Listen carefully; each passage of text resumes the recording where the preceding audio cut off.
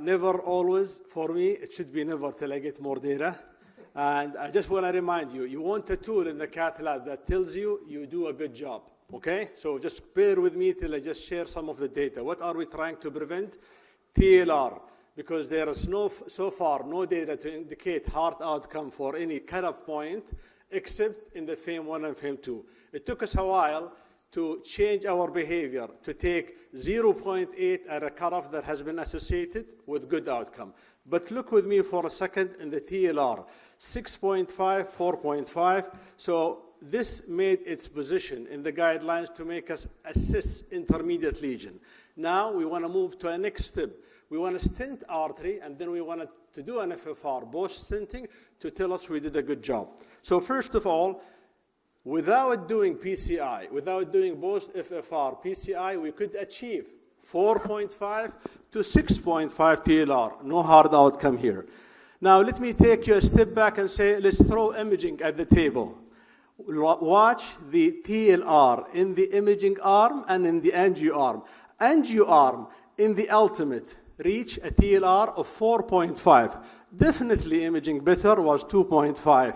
So overall, there is another tool called imaging, an angiogram, to reach to the standard of 4.5 to 6.5.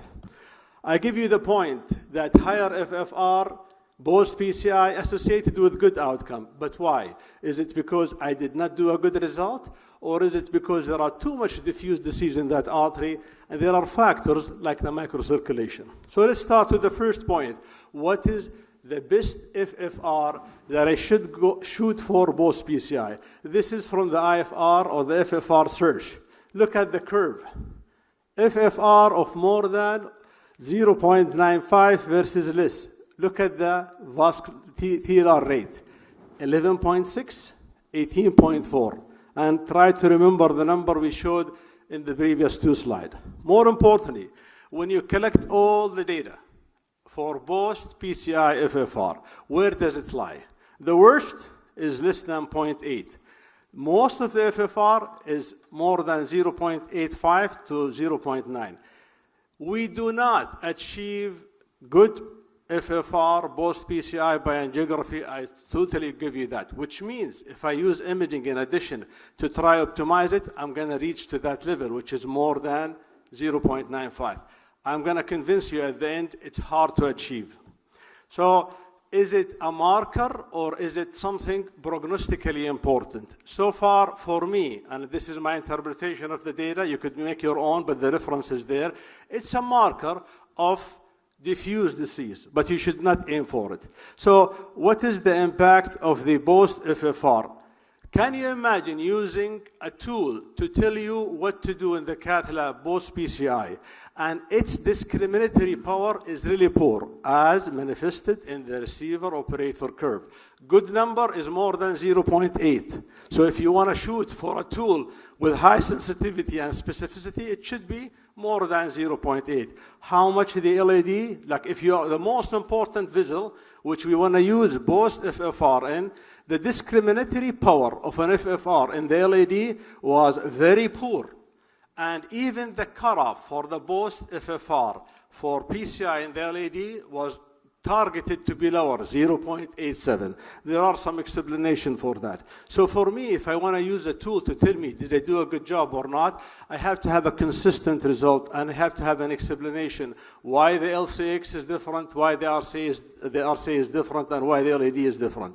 Of note, the difference, yes, again, I concede that continuous difference in the FFR correspond with outcome. But if we correct it, as I will show you, it did not improve the outcome, and there is no hard outcome related to the FFR differentiation.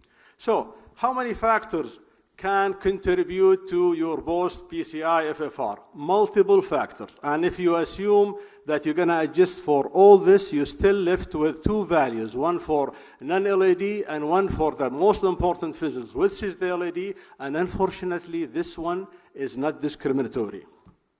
Now, I put the imaging in the side, but look at the list in the right. Things that can affect your post-PCI FFR, almost all what is in that list, you can identify and treat by imaging and achieve better TLR in randomized trial.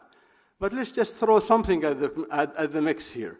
Let's try to take people, and this is from the IFR registry, who had a successful angiographic PCI.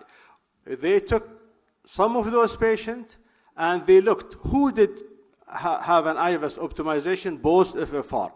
And when you do for those patients who had IVUS, the discriminatory power of the IFR or a post PCI FFR was lost. So the addition of imaging to that make the FFR lose its discriminatory power. You might say, oh, this is a registry, this is not a randomized trial. I will come to the next one.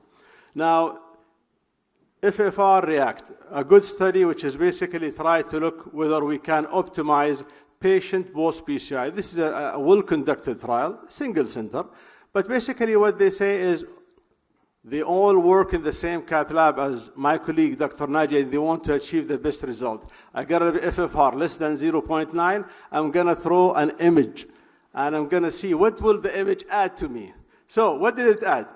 Nothing in 30% of the people, which means you will achieve an FFR less than 0.9, and there is nothing in imaging to tell you how you optimize.